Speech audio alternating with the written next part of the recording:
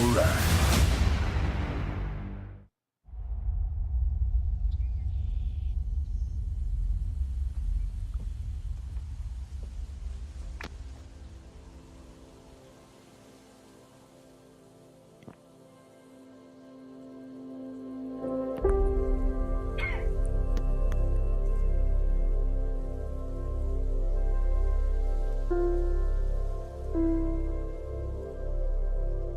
Take that as a yes. What? The ring.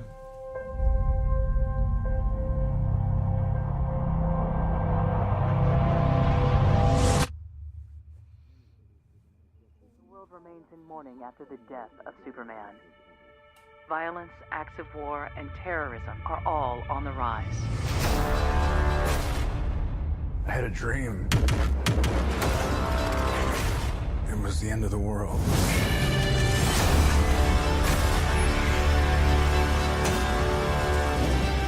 Invasion.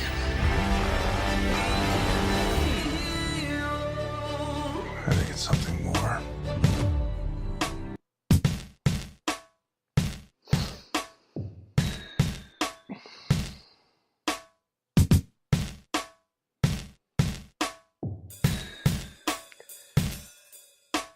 Well, hello everyone. Welcome on Agree or Disagree, the podcast.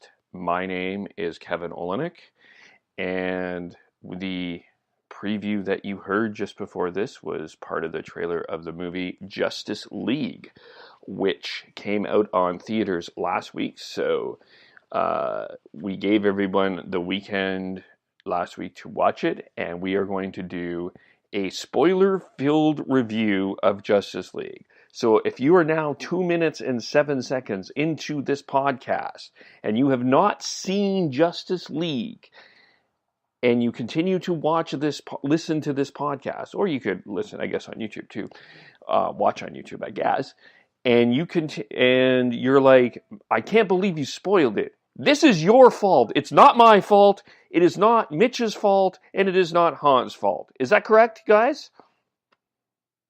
Yeah, I would agree with you there, Kev. All right.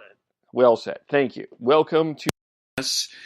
First, the man behind the bottom line view. We'll talk a little bit about the format change. I help him out once in a while. We yell at each other about NFL. We've yelled at each other about NHL. But now we yell more about NFL right now. Mitch Milani, the resident New England Patriots fan. I think he has his Super Bowl rings on as we are speaking right now. What's going on, Mitch? Actually, Kev, I can't hear you. I have a couple in my ears right now. Yeah, but I'm excited to talk about Justice League. It's not often that I get to talk about comics and comic book movies and that sort of thing, which I love doing. So I love coming on the podcast just to talk about some superheroes. So it's going to be fun. Yes. And also here, making his podcast debut, he was the director of the theater production Good Egg that we did a podcast on in the summer. And that turned out to be a great show. And he's a man in the acting, directing, film scene here in town in Vancouver. Hans Potter. What's going on? I'm super excited to be here because if anybody knows me, I rant about comic book movies all the time. And I'm a huge DC fan in particular.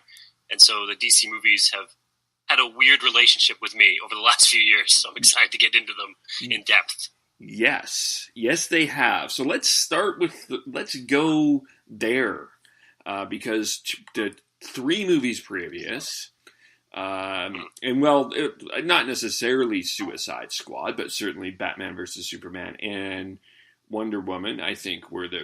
And also Man of Steel. Don't forget about Man of Steel. Man of Steel didn't hit the controversial toilet bowl. It's part crap. of the DCEU, though. Yeah, that's true. Okay, so Man of Steel will add to that. Batman versus Superman, Wonder Woman. Certainly Wonder Woman was met with high reviews, and Batman versus Superman not so much. And there was a lot of frustration about Suicide Squad, which I didn't hate as much as everybody else, but others hated deeply. What were you guys' thoughts on that, and what were your expectations coming into this? Well, for me, I mean, a lot of the problem with DC, I find, is DC seems to be a conflicted movie universe right now. They're trying to appease too many crowds. Marvel's really done a good job of being like, yes, we're going to make fun, quirky films with a bit of heart. DC's like, well, we're going to make a fun, quirky film with a bit of heart, but also a ton of action, but also a ton of drama. Also, we're going to please kids, but also we're going to try to please adults. And they just have lost their focus. And I found that was kind of the nice thing about Wonder Woman. Wonder Woman really, it may have not been the most deep, emotionally gut-wrenching of the DC films, but it had focus. It was fun. It was exciting. It introduced a character, and it did its job, which is why I think it's one of the most highly rated DC films of the last few years. Yeah, I would agree with you on that point. I also think just looking at DC, obviously there's 2 films that I like. There's 2 films that I don't really like.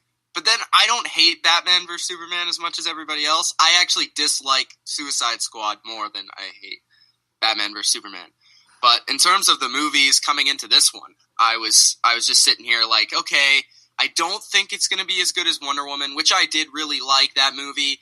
I looked at the trailers, everything coming into it, and I still realized, okay, this is still a Zack Snyder project. There's still going to be a lot of controversy coming into this movie because of that. And there's going to be 2 different directors and, all the issues that it had pre-release.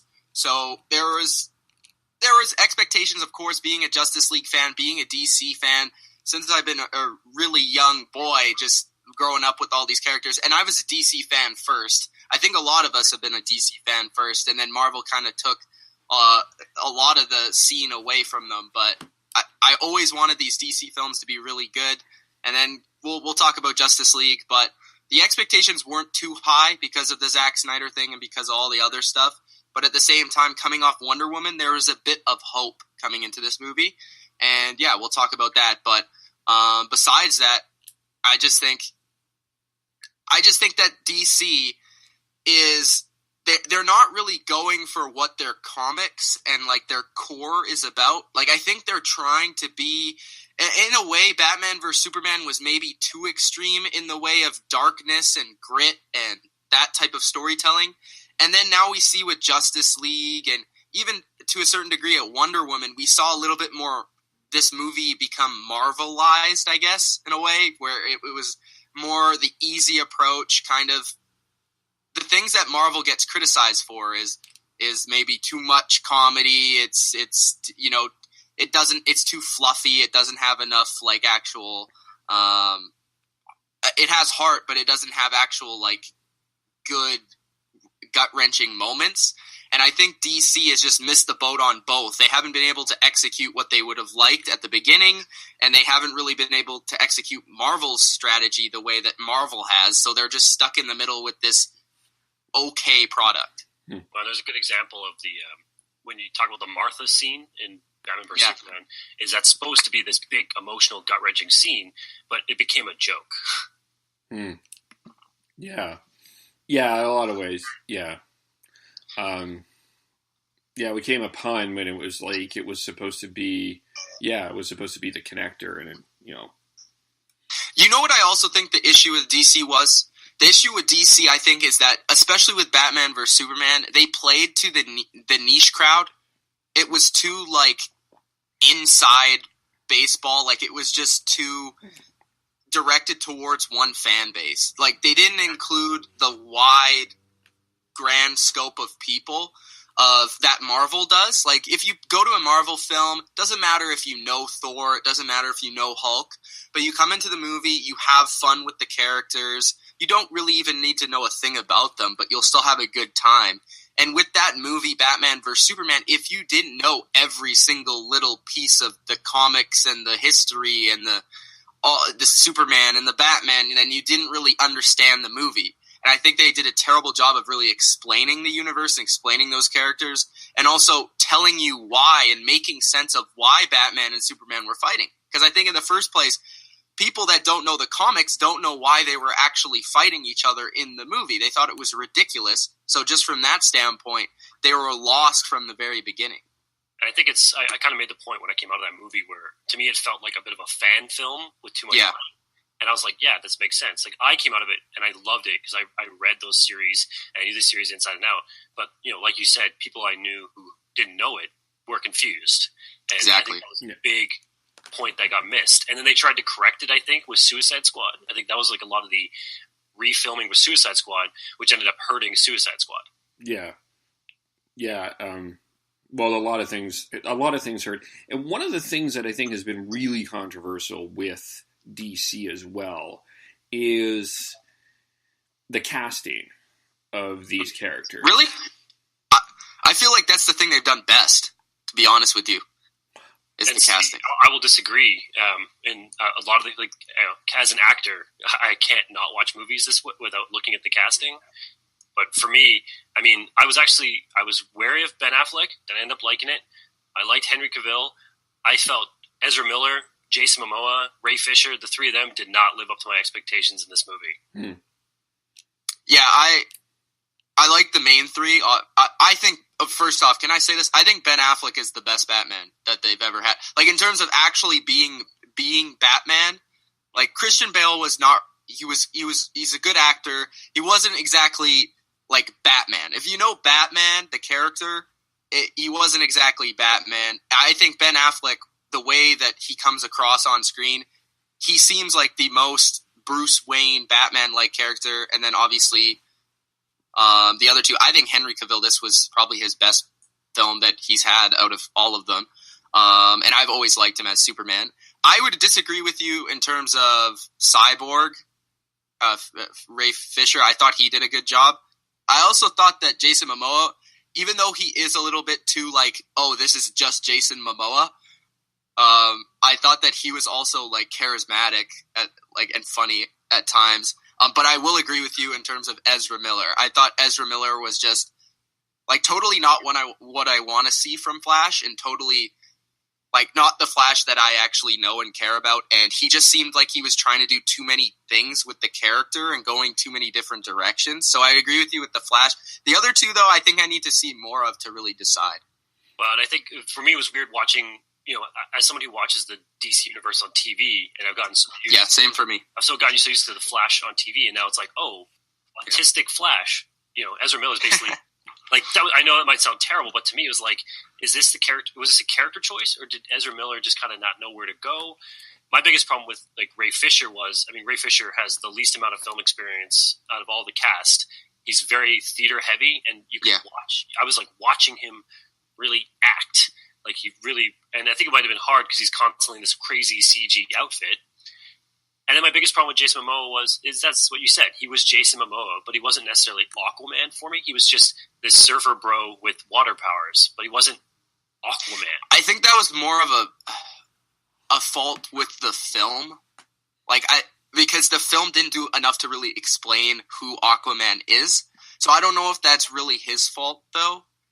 Mm-hmm. Like, I guess maybe you could show it in your performance a little bit more, but I think a lot of people came away, at least, again, the general audience came away liking the characters. I think that was a positive for this movie more than anything.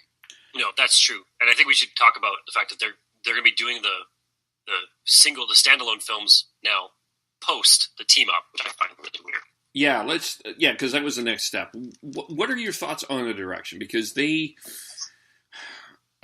difference between, because Marvel has built to the Infinity Wars. They have, they've done the storytelling to set us up for the Infinity Wars. Yeah. DC has went, well, we're going Justice League, and we tried to build a story, but this didn't work, and we have to refilm midway through Suicide Squad because that didn't pan out. And I felt like I wondered if they refilmed a lot of Justice League because it felt they refilmed scenes because of Joss Whedon, who came in and he was the director for actually the Avengers, and he had to come in halfway through because of the Zack Snyder situation and try and fix some stuff. And then they wanted to make it a little bit more hopeful, so they had to change stuff in there. So you could definitely tell at points, especially with the whole mustache situation, which scenes were him and which scenes were Snyder, because you could tell the tone change. Well, and it seemed like they were trying to add in like some fun, but the problem is in the same way that Batman vs Superman needed to be 25 minutes less, I needed like another 45 minutes for Justice League. Yep. Yeah, And I think this is me personally. And we were talking about the TV shows, but I don't know why they don't take advantage of the TV shows. Like, I don't know why it's not okay to have the TV actors on in the movies. Like, I don't understand why they just said, wow, we have this super successful pro show. Everybody, DC fans love these characters. This would be a way for us to cross universes in a way that Marvel has never done. We can take advantage of this. We have established actors that people already love so that we don't need to introduce them on the big screen. They can go and watch it on Netflix if they've never seen it before or whatever. And I don't understand why they didn't have Grant Gustin, Stephen Amell to come into the Justice League and just be like, okay, these guys are here because we've had this whole universe the whole time. I understand you maybe want to keep it separate, but I don't understand why you don't want to differentiate from your rival in Marvel and maybe do something a little bit different, because they've had this whole Netflix thing that they're doing, but they never really cross paths. So I think that's an issue, and I also think like just not having one character in particular in this movie, Green Lantern, I think is an issue for me as a fan. I want to talk about that. Because Green Lantern is a core member for me. I don't understand why he's not in this movie. Green Lantern's my favorite superhero of all time. Like, I grew up with Green Lantern. Like, the Green Lantern movie for me hurt to watch. And, and the fact he wasn't in this movie, one, was a huge disappointment. But as an actor, it gave me hope that maybe they're still looking and I can get my name in that hat. But I don't know. But I felt yeah, there was a Green Lantern in the movie, but it just wasn't our Green Lanterns. Right. Yes. Yeah, they're going to be introducing Green Lantern, but it would have made more sense for me to have Green Lantern be there in the original group and then add Cyborg later, because that's like typically what happens. So I don't know. They're doing their thing, and maybe it works for them, but maybe they were scared because of the Green Lantern movie that they didn't want to reboot him so fast. Well, and with Ron's kind of ragging on the Green Lantern movie, still to this day, they're a little bit gun shy on it. Yeah, maybe, but I think maybe. And Kev, do you watch the DC shows? Once in a, I like Arrow, to be honest with you, more than Flash. I'm not a big. I do as well. I'm not a big fan of, the Flash character, the guy that's playing Flash. I just find him to be too baby-ish. I think the Flash is actually the character that we're going to be talking about here that can completely flip this entire universe on its head because of the storyline. Flashpoint. They're making a Flashpoint movie, I think, in 2020. 2020, yeah. I'm looking. Yeah, so, and I don't know, Kev, if you know the story, or if you guys know the story, but it's a very popular Flash story. It's probably the most popular Flash story. And basically what happens is he tries to save his mother, and what happens is he, in the process, changes everybody's lives. So he's in this alternate reality where everybody is different, and the plan is to have, and they did this in the past, have, actually Batman's father be Batman in the movie, and then it completely changes back at the end of the movie. So they could end up going that entire route where Flashpoint changes the entire universe in the way that they recast Batman that they want to do, and they do all these different things to fix their whole entire universe. I don't know if they're going to do that. That's a rumor I've heard, but I think that's kind of a fascinating thing that would drive right through the Flash character. Well, they kind of touched on that in the TV series when they did the Flash Supergirl original crossover. That was part of that. I mean, I guess the confusion too is with Flash is, of course, that whole story on the TV show is trying to figure out how to get his dad out of prison, and little did he know he needed to just contact Bruce Wayne and help him with Justice League, and he would have got a recommendation, and it would have solved everything. Yeah. Well, his dad's still in jail at the end, though. That's he true. Just gets a job with the Yeah, he that's just gets true. the job with the police department. That's a good point. Yeah, you're right. I forgot about that. But And just looking at Flashpoint right now, I mean, they got Cyborg in it, they got Wonder Woman in it. I don't see any Batman, I don't see any Superman, but there's still, obviously, it's 2020, so there's still tons of room. I think the hard part with Flashpoint, though, is if they don't give it enough space, if they don't give it enough time in the movie, is it going to... Also, I don't have faith that Ezra Miller can carry the film. Okay, so we weren't fan... Okay, what was missing, Hans? We'll start with Ezra Miller. Well, I mean, the thing is, if you're going to cut Green Lantern out of the Justice League, Green Lantern and Flash have always been, they kind of go back and forth, and they're the comic relief of the Justice League. And I think Ezra Miller was supposed to be that. He's supposed to be the comic relief. But I found him just kind of a one-sided trope. You know, he's that weird, nerdy kid that doesn't know how to talk to girls. And I was like, that's not who Barry Allen is. Like, it's not even the right character. I just feel like they really were forcing this comic relief on Ezra Miller, and Ezra Miller was working his butt off, but it just couldn't reach this level it needed to be. Like, he was no Ant-Man, for example, where it was like fun jokes. Yeah, he's no Paul Rudd. Like, you know what I can compare it to is they saw this. Obviously they made this before this, but they saw Civil War, which I guess was right after, and they were like, "Oh, look at this like new Spider-Man that." I already talked about that, Kev, isn't even Spider-Man, and he's just making jokes every 2 seconds. And, let's make Flash Peter Parker. That's not the Flash. Yeah. That's Peter Parker, but not even Peter Parker, the Marvel MCU Peter Parker. And the movie forgot that Barry Allen is as smart as Bruce Wayne. Like, he's an incredibly intelligent character, and they pushed that to the side. I don't mind that because Batman's like sole reason for being in the Justice League is one, he like funds the thing and he is like the brains and the, that sort of guy, because he can't like fight these ridiculous creatures and stuff.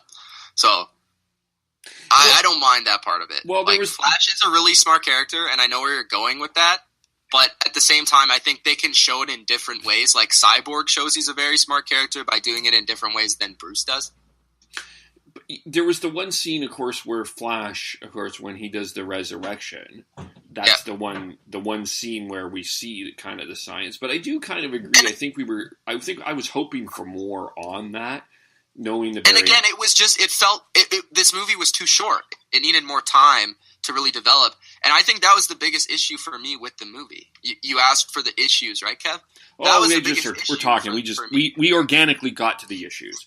Yeah, so that's the biggest issue for me, is that the movie's not long enough. Because I feel like it would have answered a lot of the questions. It would have taken some of the technical flaws, like even that I can see, not even being like any involvement in films or anything. I can just tell that there's some editing issues, some pacing issues with the movie that they could have fixed by just making the movie 30 minutes longer, like they originally wanted to do. But then all of a sudden, Warner Brothers sticks their nose in it and says, "No, we can't do that. We need to make it 2 hours." So I think that was the biggest issue. And then the other issues, like I didn't hate this movie at all. I thought it was a good movie. I didn't think it was great, but I didn't think it was, bad. It was a great time with these characters, first time ever seeing them together. Being a DC fan, obviously that helps. Seeing all the cool action spots and the way that they interacted was obviously the best part of the movie for me. I think that kind of overcame a ton of the flaws in the story and in the actual movie itself. One of my flaws was the development of Cyborg, which he ends up, of course, at the end being one of the guys that does the rescuing. But you started telling a story about a guy that was kind of conflicted about who he was going to be. I could be this guy that is an alien that could actually destroy the world. But all of a sudden, in the middle of a fight with the parademons, in comes Cyborg saving the day. And I felt you had an opportunity to really develop sort of the anti-hero Cyborg, which I know is not necessarily comic book-ish, but it's something that I would have found kind of interesting about the idea of Cyborg. Is like, play with this a little bit more. Whose side's Cyborg really on? You know, like... See, Kev, this is the issue here, is they didn't have any time to actually expand upon any of their characters, and because we previously knew nothing about 3 of the characters, it was really, really hard. Because they're just like, okay, we need to do this, we need to get to this, and then they've been criticized for not doing enough action, so we need to do action, and then we need to bring back Superman, and then we need to have Bruce and Diana interact, and then we need to do Flashbot. And at the beginning of the movie, it was like, the first hour was like, okay, Flash over here, okay, Aquaman over here, Cyborg gets his spot, then they have Bruce and Diana come together. It's like, the problem was it was too fast, and we didn't get enough of the information of the characters. That I think, like, that's what people really liked about the first Avengers movie, is just all that time kind of even building up to the ending where, we got to really see what made them a team, all their interactions together and all the little moments that they had, you know, just talking. And I think some of the strongest points in this movie was like when they were arguing, Bruce and Diana were arguing, and then they were kind of all picking sides and stuff like that. And I felt like that was one of the strongest parts of the movie, because we actually got to dive into what these characters are about, you know? Yeah. Hans, are you still here? I think we lost Hans. I don't know. No, his picture's here. His picture's here. That's funny. Maybe he saw a poster that said "Green Lantern needed now." Yeah, and then he went and auditioned. And then he just ran off, and he may have auditioned right as we are. Maybe he's on mute. Is he on mute? I don't Hans, know. are you on mute? Okay. Yeah. I don't know. Where else do you want to go with this, Kevin? Well, we'll wait for Hans to come back as we're talking. But yeah, you know, you're right. I think you could have had about a 20-minute start on this movie, like just kind of developing the character. I mean, we all saw the preview. We knew that Batman was going to meet Aquaman and that whole thing, which was fine. It was what we were expecting. I'll give them a huge bonus for not showing basically anything in the trailers. That's true. I mean, we saw what we saw, but they didn't give anything too much. A lot of the shots in the trailers weren't actually in the movie. Yeah, that's no. Okay, well, the tossing of the bat thing to... There was a couple spots, obviously, but no, I'm not not a lot compared to a lot of movies today, where some trailers show the entire film. Yeah, that's true. Okay. Oh, just to update you, Hans's connection is really slow, but he'll come back on here. As we will keep talking, and then we'll catch him. Yeah, because people get tired of me talking. I already talk enough on the Bottom Line View. So. That's true. So you stop now. No, I'm just kidding. The trailer gave us enough, and it saved a lot. It saved probably the most important thing, although I think we knew what was coming. Let's go through some of the other characters here. So we talked about Cyborg. I felt a little underdeveloped. I felt a little bit...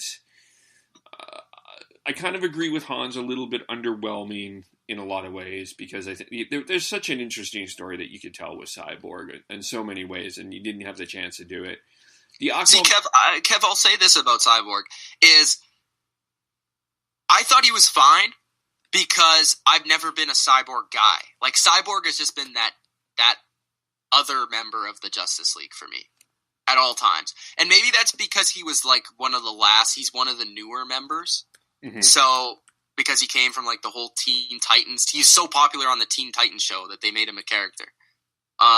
So yeah, maybe that's why I didn't really care too much for him being good or bad. So I didn't really pay attention to that, but I understand where you're going with the whole story. But it seemed like they just wanted to do a simple story where they come together, they have this focus on the Hope returning with Superman, and then they, all the characters interact, and then they just have this fight at the end. And I didn't really see a problem with that, but I do understand maybe that's a way that they could go in the future. And I was actually interested in Cyborg at the beginning of the movie when they started to go down that route with him. So yeah. Sorry, I'm distracted by getting Hans on here, but and let's go to Wonder Woman first, and then we'll get to Batman. I think we were buoyed by the fact that she did such a marvelous job, and really was kind of the key point to. He's giving me 1 second here. We were buoyed by the fact that Gal Gadot did a great job in Wonder Woman, and really turned gave DC a lot of hope, because that movie was really well done, a lot of great characters, a lot of interesting things. It was an origin story in a lot of ways, but it was a great movie and gave us some hope. And really, in a lot of ways, when people were criticizing Batman versus Superman, it wasn't Wonder Woman that was facing a lot of the criticism. They felt that she brought a lot of life into a story that people were resisting. And I do like what they did with her. You go back to the scientifics, the big debate, when Bruce called her out on the fact that you hid for a century and did nothing. And no, I love that. Was my favorite part of the movie. Yeah, that was great, and it really, I think, propelled that character forward. So, for sure, yeah, and really, also that dynamic and relationship between the two, because they had kind of this. They've never really had a romance until that Justice League cartoon, which, by the way, animated show. If you've never seen it, it is amazing. So definitely check it out. But that's kind of the first time, and I think they were trying to hint at some things and hint at the fact that Batman is kind of like this modern day Steve Trevor. So he has a lot of similarities. And I also think that it was the right character in Batman to kind of say these things to her. Yeah. Because they're kind of been fighting over, and Batman has a part of Batman's arc in this movie, which I felt like Batman was one of the best characters in this movie. Ben Affleck was great in this movie, in my opinion.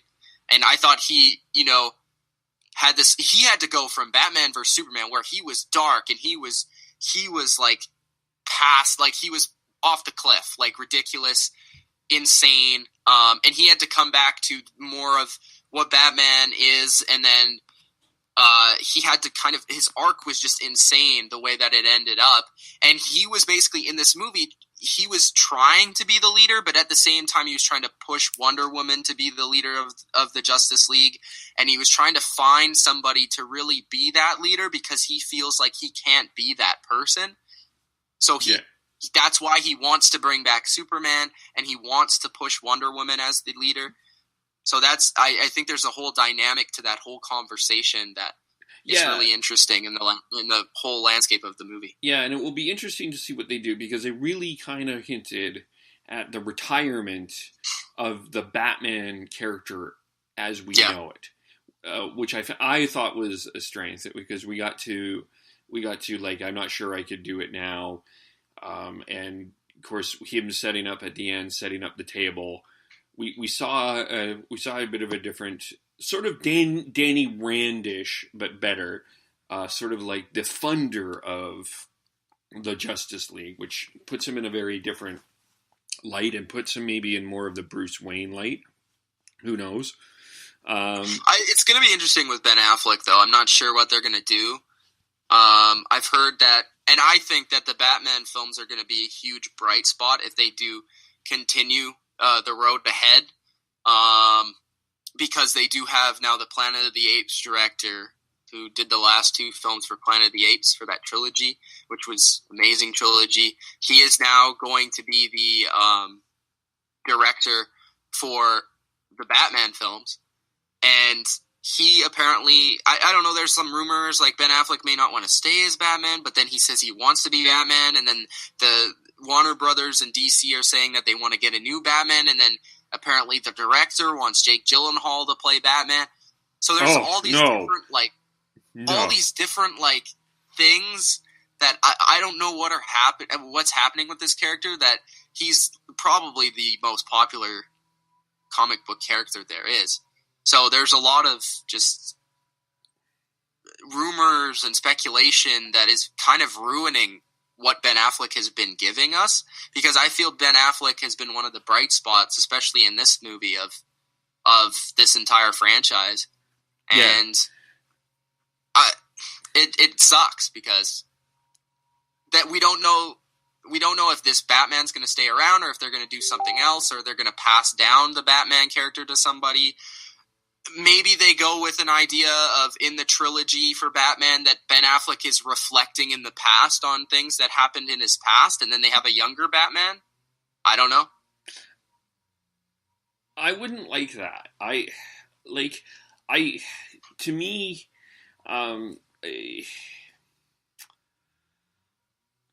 I really liked what Ben Affleck, it's not Christian Bale. I mean, and I think that my frustration was with the Batman versus Superman, when the introduction is, we got through I loved the Dark Knight trilogy. I loved what that whole story brought. And I felt like my frustration... I will say this though, Kev, that wasn't very Batman though. No, that wasn't Batman. That was, it was Batman movies, don't get me wrong, but it wasn't a full dive into what the actual Batman character is. It was more about just having really great movies that are not necessarily about the characters, but so many lessons and themes in the movies that I feel were stronger than the actual Bruce Wayne character and the history of Batman and why he is who he is. And there's a lot to be said about The Dark Knight. Obviously, they're great movies, but I don't know if they were totally like Batman movies, which I feel is still the reason why they can still do Batman in an amazing way, but in a totally different way from the way that they did it in the Dark Knight trilogy. Hans, are you back? Did I make this work? You made this work. He's back. Holy smokes. I full confession, I am the anti-cyborg. Technology and me, we don't... I'm like an 80-year-old man when it comes to technology. So you've missed about 10 minutes of me ranting about this movie.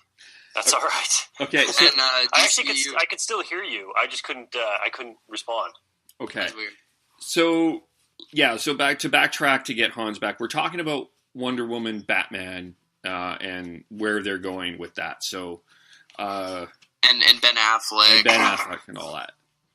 Well, first of all, can we talk about, are we losing Ben Affleck? Is this rumor true? Yeah, we were just talking about that. Okay, so we don't know. Because is this going to totally screw up the DC universe in that they can't... I mean, even Robert Downey Jr. is thinking about leaving Iron Man. What's that? But they're done. They pretty much ran their course. If we lose our Bruce Wayne right now, is it going to screw up these relationships we've now seen built? The problem is that I don't know if it's Ben Affleck that wants to leave. Really?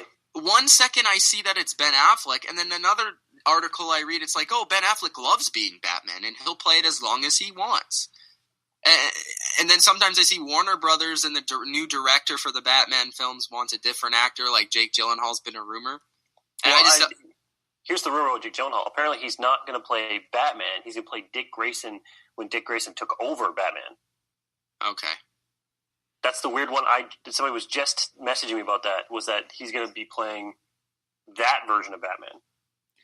And see, that's already frustrating because I felt at the end of the Dark Knight series, that's what the Joseph Gordon-Levitt character was going. Even though Joseph Gordon-Levitt would have never been a good Batman, I'll just put that out there. Maybe Robin, I agree, but not. Yeah, no, he wouldn't. No, and I don't think Jake Gyllenhaal would be a great Batman either. He's a great actor, but I don't think he fits the role at all. I don't know. I don't know about that. He was. I know that Christopher Nolan almost chose him to be Batman, but he chose Christian Bale. Those were the last two actors. And yes, I heard about that. Yeah, so Christian Bale was chosen, but I just really like what we're getting from the Ben Affleck character right now. So I don't. The Batfleck. Yeah, Batfleck. So I don't really want to go away from that, even though I do realize that this is already, which was a total mistake from the beginning to make him an old man in the Batman vs. Superman movies, because now you have like 2 Justice League movies, a whole trilogy of Batman movies. How long is old man Batman going to actually stay around? Yeah, is he going to be, fighting till he dies? Like, and we haven't had a Robin show up, so we don't even have a backup Robin. You know what I mean? Yeah.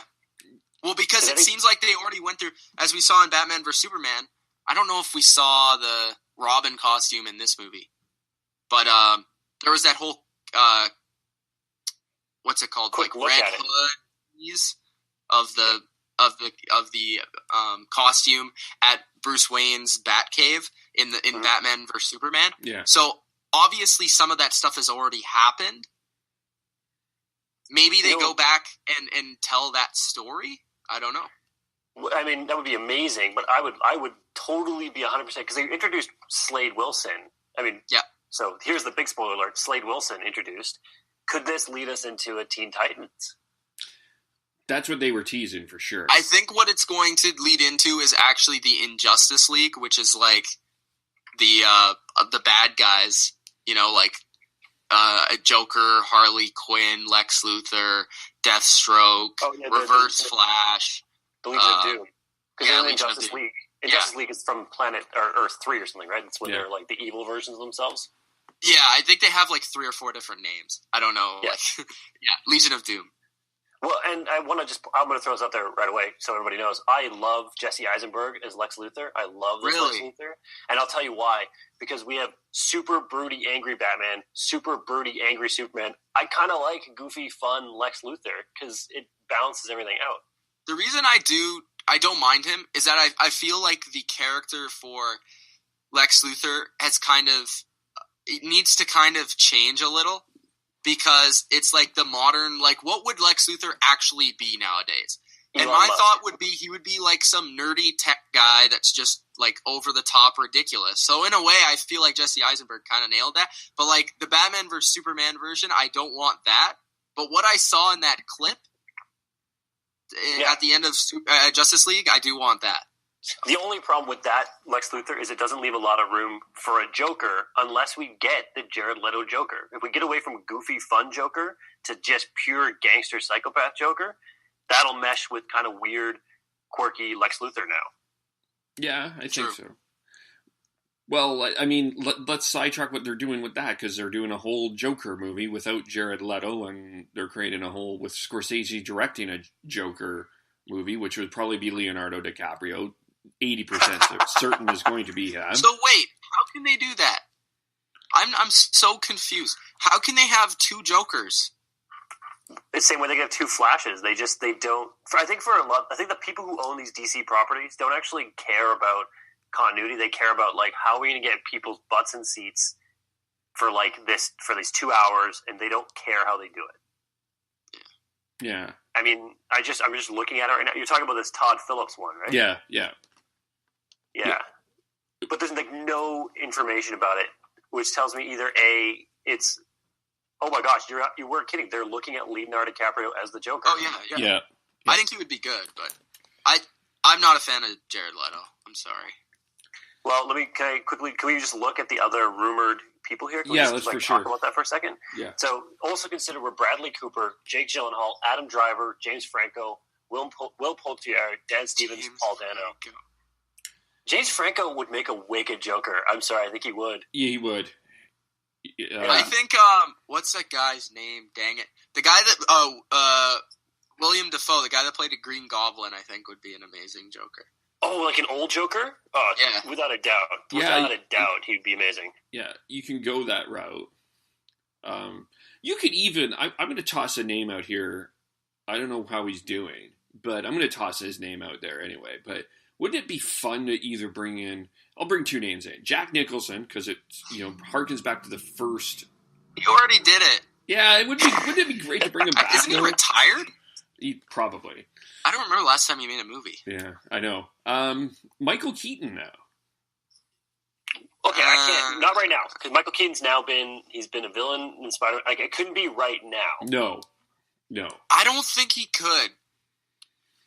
I don't see, like, he doesn't look like the Joker to me. Like, You know what? Would it be time for some maybe minority casting as the Joker? Wouldn't that be? We get like a not like we get maybe like an Asian actor, somebody who just like we just get totally go off the rails with Joker. Yeah, because that's one of the big complaints about. And also, that is one character you can do it with because he doesn't have a person attached to him. There's no name or alter ego. Yeah, absolutely. There's no background there. I can't think of this guy's name, so it'll come to me in a minute. I was thinking of the guy from the Raid. The Ring? The Raid. I'm bringing up his name right now. There's this amazing Taiwanese actor. He's from the Raid. He's just Iko Uwais. I'm probably butchering his name. I'm so sorry, but he's just got this great kind of well-shaped face, and he's just got this kind of wiry body. And I'm just like, yeah, this would be amazing to see them DC really go outside the box and expand their casting. I do like the young portrayal of the Joker on Gotham. Oh yeah, that's a great. And another thing, DC, another show the DC world has kind of ignored. Yeah, Gotham. Yeah, good show too. It's a really good show. It really is. Yeah. They've done a really good job in developing those characters. Yeah. Let's talk about Superman and how he was entered into this. I mean, okay. Spoiler alert: Superman is resurrected.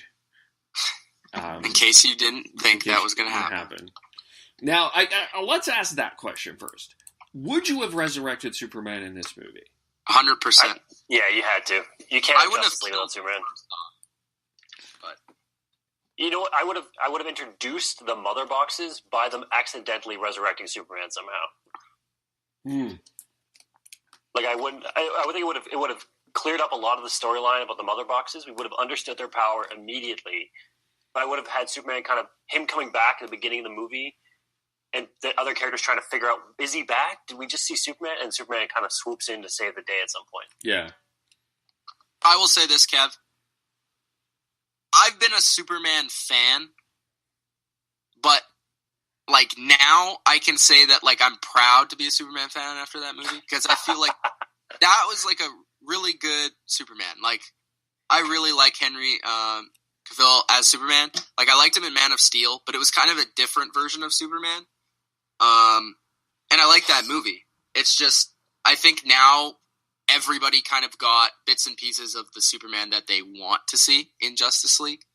Mm-hmm. And like just some of the best moments in the movie are just seeing Superman do Superman things. Well, when he gets to show up and just beat the living heck out of that's awesome.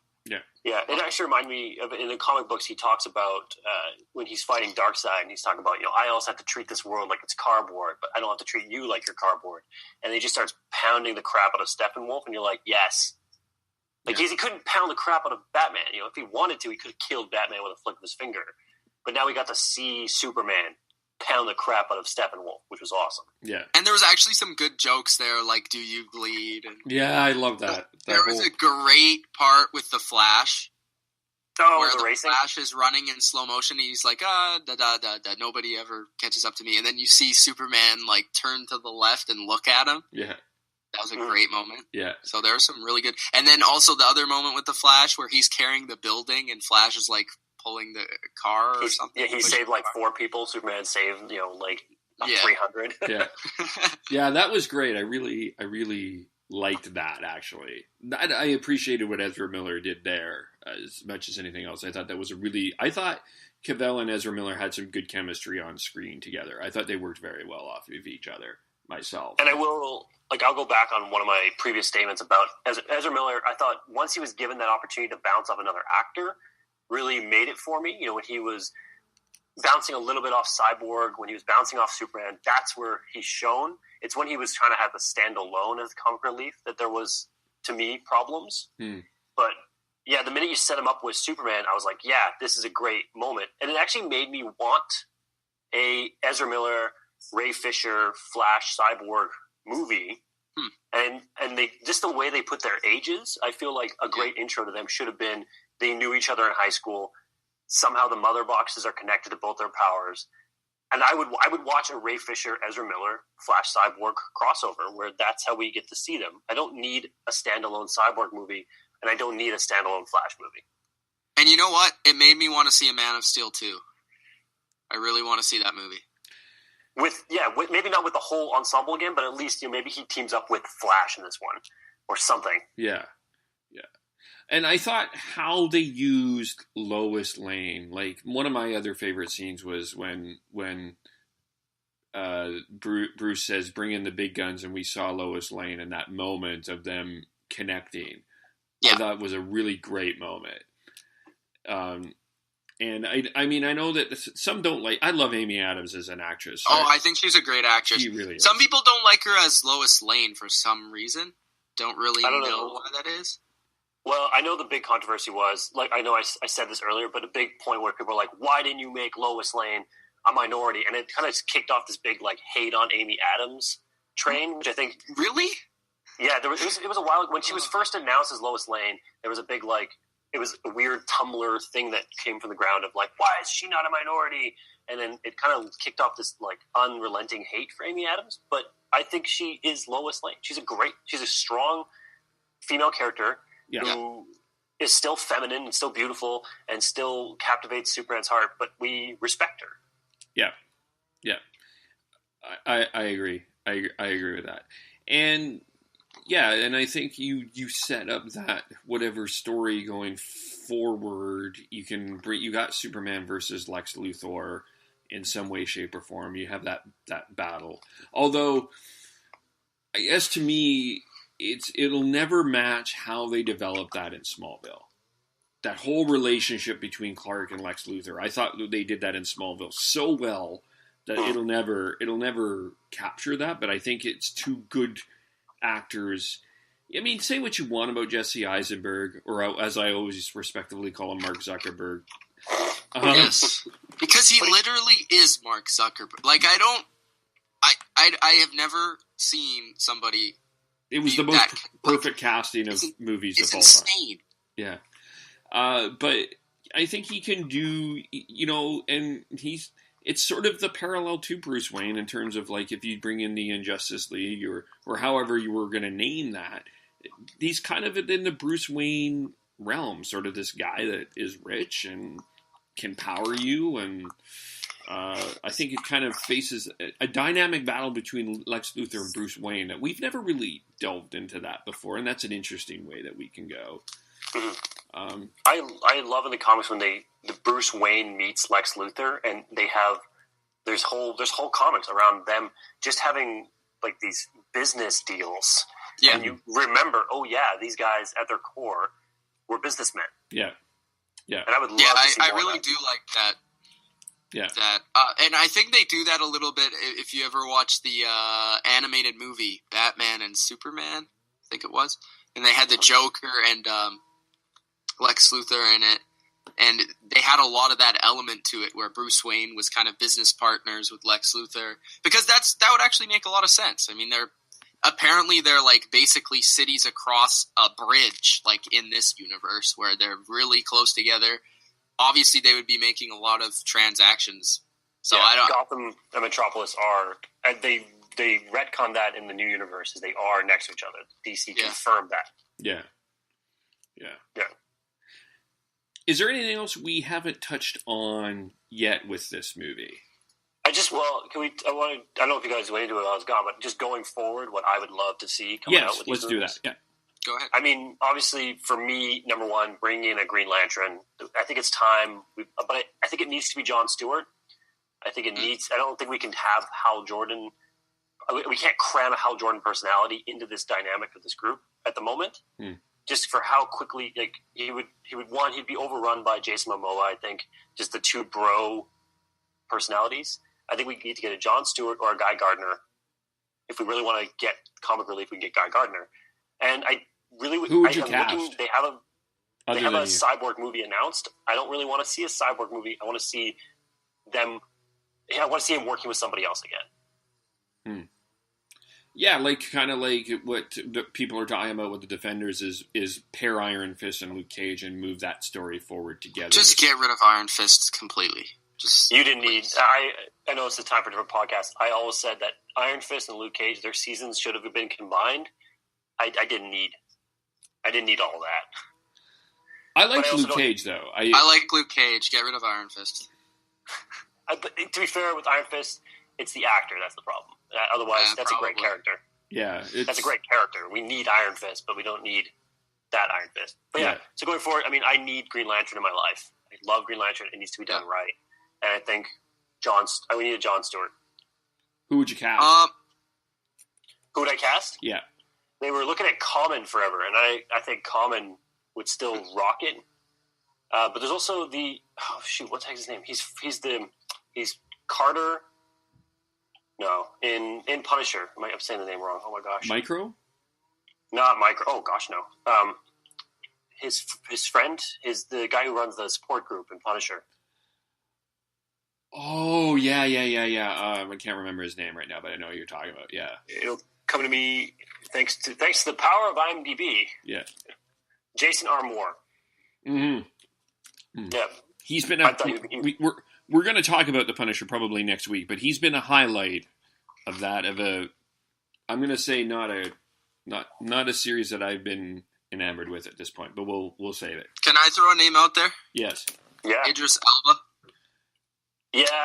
Oh yeah. Yes, I was but I actually think thinking it's for him he'd be a great Joker too.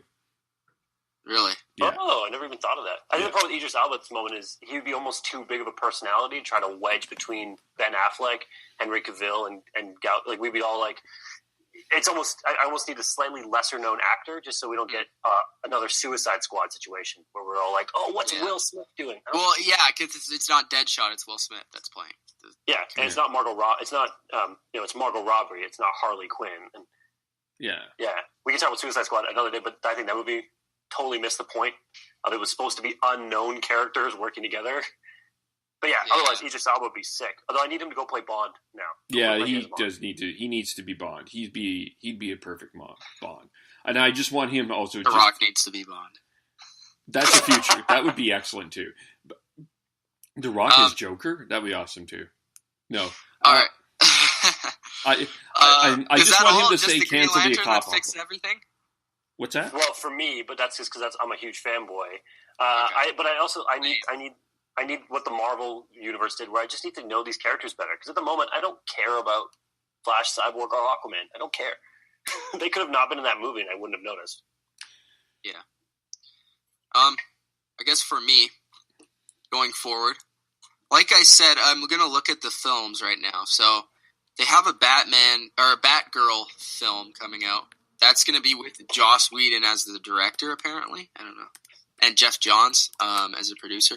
So I don't know whoever they're going to do that with. I don't know if they're going to connect that, how they're going to connect that, when that film's going to come out. But apparently that's a thing. So that would be cool. We never had that. So that would be interesting. I really just want to see the Batman movies because I think out of everything that looks, even though we have this whole situation with Ben Affleck and who's going to be Batman, blah blah blah blah, I think that is the most promising situation. Is that they're taking their time with these movies. They're only going to release them when they feel the script is right, the movie is right, and that they can really make a really good series because they know how good the last one was. So they want to try and do something great. It's going to be interesting to see what they do with Black Adam, with The Rock as Black Adam, and if they still want to go with that, and because they've had so much change. Mm-hmm. But I honestly think that, you know how big of a Rock fan I am, Kev, but I think that The Rock has done it before where he can take a franchise and kind of help it out, and even though he's a villain, he could be in the Black Adam movie, he could also be in Man of Steel 2, apparently. That would be interesting. And again, that leads me to I want to see this new Henry Cavill Superman in another movie with a more hopeful Superman tone.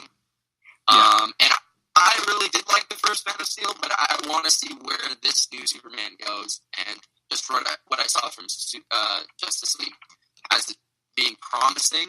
I could not really care less for Nightwing, to be honest with you. Lego Batman is going to be the director, and that could be good. It could also be really bad. I have no idea. Could not care less for Suicide Squad 2. The Harley Quinn Joker film, even though I love the Joker and I love Harley Quinn, I don't know if I'm excited for that either because of Suicide Squad. Yeah, so there's a lot of things coming up. Flashpoint will be interesting. Gotham City Sirens will be interesting to see if they do that.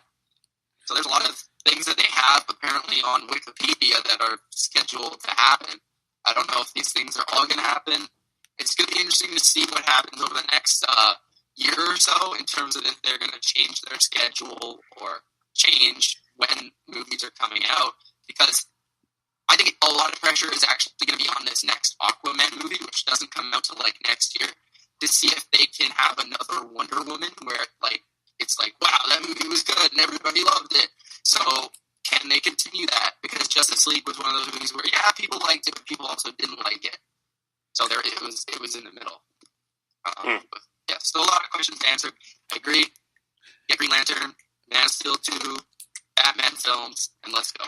For me, to me, I would, with the success of Wonder Woman, and I know that there's a lot of controversy right now if Gal Gadot is going to continue with this too. Like, if Brett Ratner's still on, she doesn't want to do it. Don't worry about it. Okay, but I would be developing that Wonder Woman story, and it's unique because this is one of the. Don't rush it though. No, you don't have to rush it, but it's unique in that Marvel never touched the female leader. They never built the story around a female. There's no real series that has touched a female lead hero. And DC has the opportunity to build that up in a very unique way. And also, Patty Jenkins just did a fantastic job with this. And she almost could be a person I would propose that could direct going forward. I mean, I would put her and Josh Whedon in the forefront of directing this. I don't know if Hans agrees with me or not. So looking at Wonder Woman 2, 2019, director is Patty Jenkins. Yeah. Yeah, it should be Patty Jenkins. I don't think Joss Whedon should be involved in the Wonder Woman film. No, but I think going forward with your DC characters, you put Patty Jenkins and Josh Whedon as kind of your two main directors, and and then you put. I also think she should do Man of Steel too. I also think she should do that. Yeah, maybe. Maybe. I don't know what they're going to do with Zack Snyder.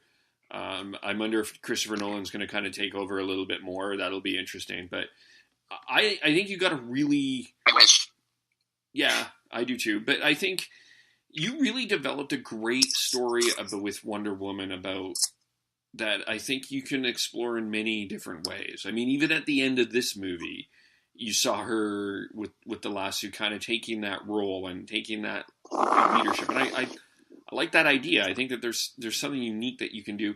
Also, for me, this is where Marvel did it right. Is Marvel set out and to the end and said, okay, we're going to the Infinity Wars. That's our end goal. I want to know where DC's end goal is. It can't be butts and seats. I mean, sure, Marvel had butts and seats, but Marvel put their butts in seats because they developed these characters in time and then went to the story. Where's DC's end game? It all starts at the top, though. That's the issue with DC the most. Mm-hmm. Is the behind the scenes. Yeah, they've too many cooks in the kitchen right now. And I think they kind of fumbled who the head person was supposed to be from the very beginning.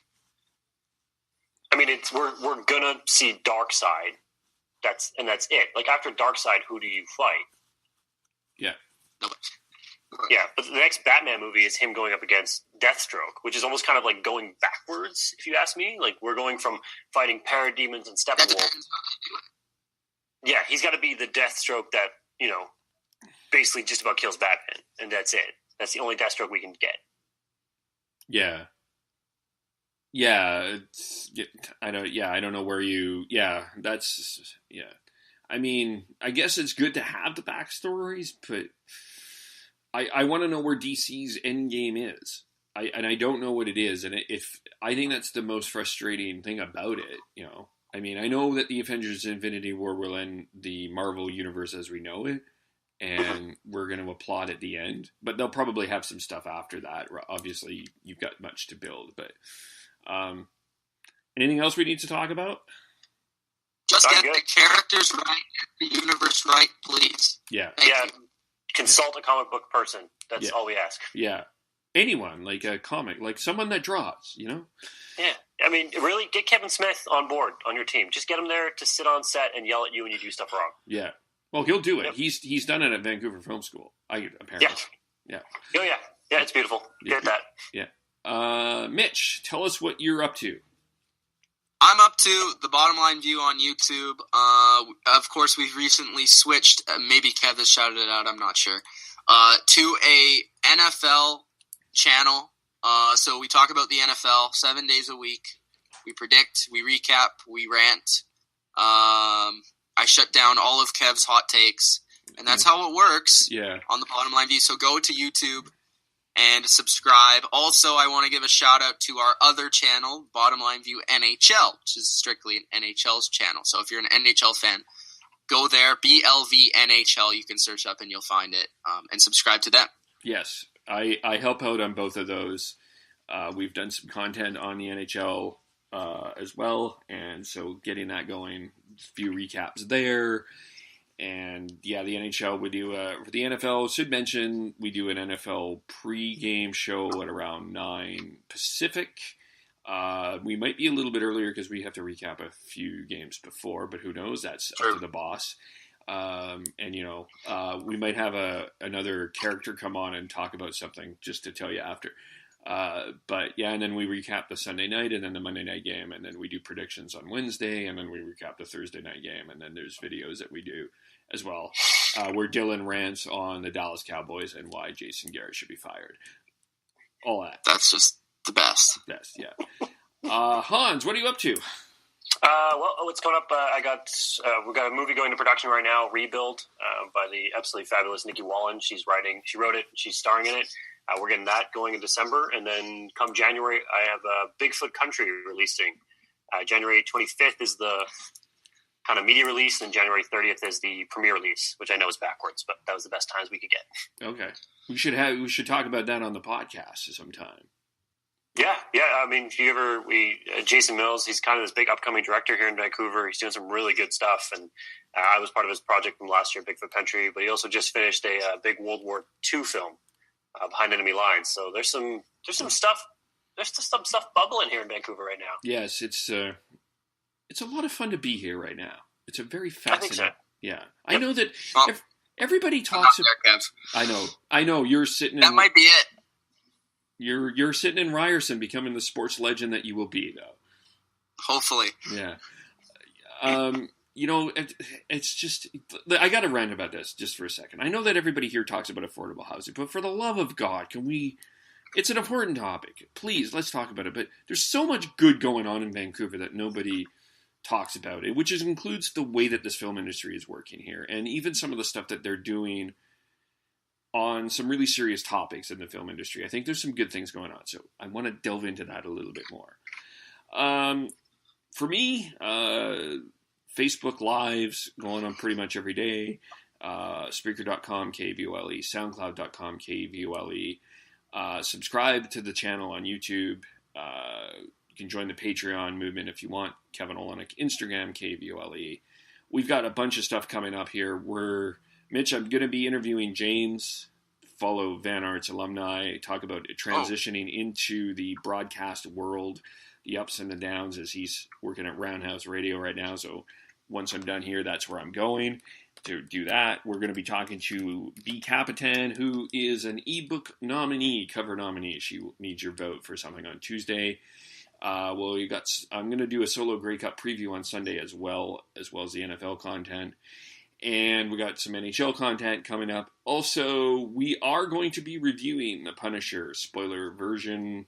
We're probably going to rant on The Punisher, and I do want to do Stranger Things because I still think that there's some people still watching that as well. Dang. Yeah. I finished that in like 2 days. Yeah, it was great. It was a lot of fun to delve into that, and so we'll probably do that. And I got some other stuff on the cooker as well, so keep out for that. Thanks, guys, for coming on. Thanks for having us. And No problem.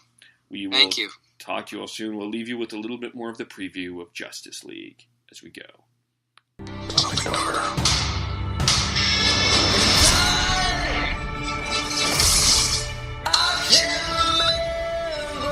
We're asking people we don't know to risk their lives. Strong man as strong as alone. You ever heard that? That's not a saying. That's the opposite of what the saying is.